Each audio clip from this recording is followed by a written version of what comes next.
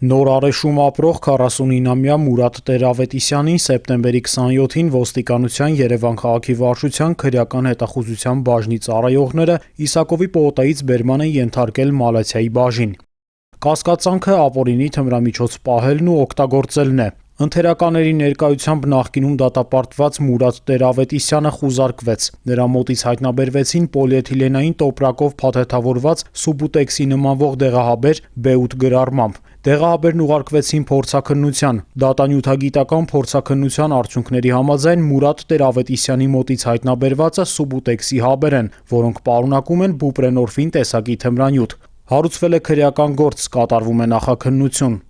Ապօրինի թմրանյութ պահելու, օգտագործելու եւ իրացնելու կասկածանքով դարձյալ ոստիկանության Մալաթիայի բաժին բերման ենթարկվեց Երևանի Աերացիա թաղամասում ապրող 47-ամյա Հայկ Վարդանյանը։ Օպերատիվ տվյալները ոստիկանության Երևան քաղաքի վարչության քրեական հետախուզության բաժնի ծառայողներինն էին, որոնք իրացվեցին ոստիկանության թմրամիջոցների անօրինական շրջանառության դեմ պայքարի վարչության ու Մալաթիայի բաժնի ծառայողների մասնակցությամբ։ Բաժնում Հայկ Վարդանյանն ընթերականների ներկայությամբ խուզարկվեց։ Նրա մոտից հայտնաբերվեց 13 ամբողջական, 16 հատ կիսատ B8 գրառմամբ սուբուտեքսի նմանվող դեղահաբ, 7 հատ տրամադոլ դեղամիջոցի նմանվող հաբ, ինչպես եւ պոլիէթիլենային տոպրակով փաթեթավորված մարիխուանայի նմանվող չորացված մանրացված դեղնականաչավուն զանգված։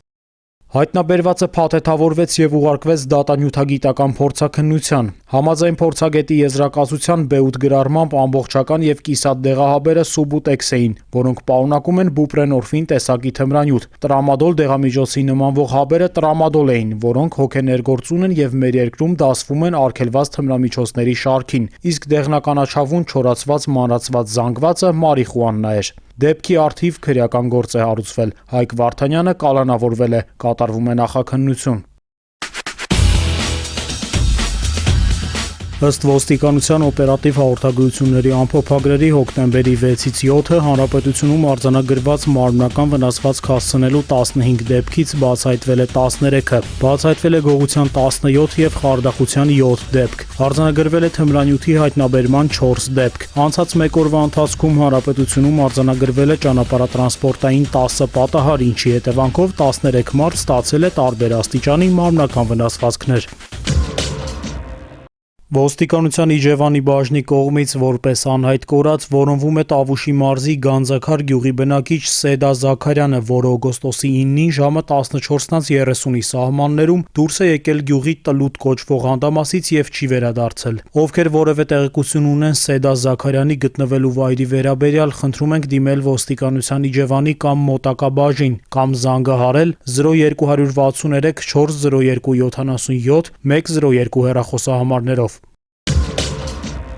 Օգոստոսի 12-ին անհայտ անձը Կոտայքի մարզի Վերին Պտղնի համայնքում գտնվող բանկերից մեկում շեղել է մասնագետ գանձապահի ուշադրությունը եւ տարադրամի փոխանակման կետից հափշտակել զգալի չափերի գումար։ Բանկոմատի տեսագրող սարքը ֆիքսել է կասկածյալին։ Տեսանյութում պատկերված անձի վերաբերյալ տեղեկություն ունեցողներին խնդրում ենք դիմել ոստիկանության Կոտայքի կամ մոտակա բաժին։ Զանգահարել 0222 22202 կամ 010 59 06 14 հեռախոսահամարներով։ Տեղեկություններ հայտնող անձի գաղտնիությունը երաշխավորվում է։